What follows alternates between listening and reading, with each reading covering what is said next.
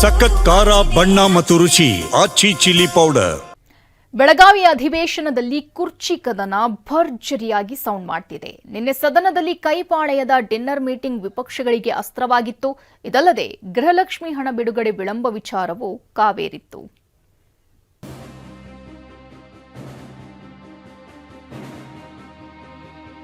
ಹತ್ತು ದಿನವಾದ್ರೂ ನಿಮ್ dinner meeting ಮುಂದೂಡಿ. ನಾನು ಮುಖ್ಯಮಂತ್ರಿಗೆ ಹೇಳೋದು, ಈ ನೈಟ್ ಡಿನ್ನರ್ಗಳೆಲ್ಲ ಇನ್ನೊಂದು 10 ದಿನ ಕಟ್ ಮಾಡ್ಬಿಡಿ. ಸದನದಲ್ಲೇ ಚಾಟಿ ಬೀಸಿದ ವಿಪಕ್ಷ ನಾಯಕ ಅಶೋಕ್. ಕಾಂಗ್ರೆಸ್ ಮನೆಯ ಕುರ್ಚಿಯಾಟ ವಿರೋಧ ಪಕ್ಷದ ನಾಯಕರಿಗೆ ಅಸ್ತ್ರವಾಗಿದೆ.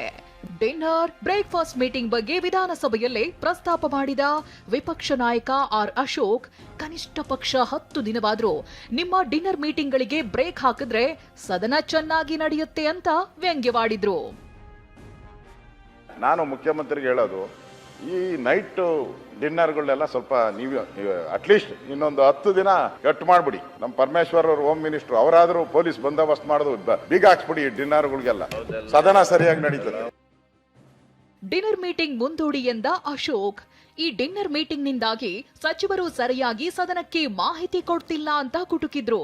ಗೃಹಲಕ್ಷ್ಮಿ ಹಣ ರಿಲೀಸ್ ಬಗ್ಗೆ ಸಚಿವೆ ಲಕ್ಷ್ಮಿ ಹೆಬ್ಬಾಳ್ಕರ್ ಸದನಕ್ಕೆ ತಪ್ಪು ಮಾಹಿತಿ ಕೊಡುತ್ತಿದ್ದಾರೆ ಅಂತ ಅಶೋಕ್ ಆಕ್ರೋಶ ಹೊರಹಾಕಿದ್ರು. ಮಾನ್ಯ ಅಧ್ಯಕ್ಷರೇ, ಈ ಸಾಲಿನಲ್ಲಿ ಆಗಸ್ಟ್ ಮಾಹೆಯವರೆಗೂ ಕ್ಲಿಯರ್ ಮಾಡಿದ್ದೇವೆ. ಮುಖ್ಯಮಂತ್ರಿಗಳೇ, ಆಗಸ್ಟ್ ಮಾಹೆಯವರೆಗೂ ಕ್ಲಿಯರ್ ಮಾಡಿದಿರಿ ಎಂದು ಹೇಳುತ್ತಿದ್ದೇನೆ. ತಾವು ಫೆಬ್ರವರಿ ಮತ್ತು ಮಾರ್ಚ್ ಎಂದು ಹೇಳುತ್ತಿದ್ದೀರಿ. ಮಾನ್ಯ ಸದಸ್ಯರೇ, ನಾನು ಹೇಳುವುದನ್ನ ಸ್ವಲ್ಪ ಅರ್ಥ ಮಾಡ್ಕೊಳ್ಳಿ. ಅಂದ್ರೆ ನಿಮ್ಗೆ ಜ್ಞಾನ ಸ್ವಲ್ಪ ಕಡಿಮೆ, ನೀವು ಸ್ವಲ್ಪ ಅರ್ಥ ಮಾಡ್ಕೊಳ್ಳಿ. ನಾನು ಕೊಟ್ಟಿದ್ದೀನಿ, ಅಲ್ಲ ಇನ್ನೂ ಕಡಿಮೆ ಅಂತ. ಹೌದೌದು, ಅರ್ಥ ಮಾಡ್ಕೊಳ್ಳಿ ಅಂತ ಹೇಳಿದ್ರೆ ದಡ್ರಿಗೆ ಹೇಳ್ದಂಗೆ ಹೇಳೋದು.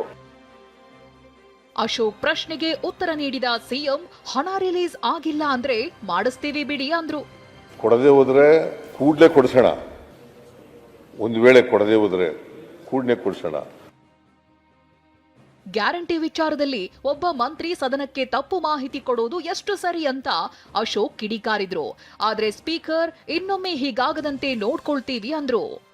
ಮಂತ್ರಿ ಈ ತರ ಸದನಕ್ಕೆ ತಪ್ಪುಗಳು ಹೇಳಿದ್ರೆ ಸದನದಲ್ಲಿರೋ ನೀವೆಲ್ಲರೂ ಹೇಳೋದನ್ನ ನಾವು ಯಾವ ಗ್ಯಾರಂಟಿ ಅಂತ ನಂಬೇಕು ನಾವು?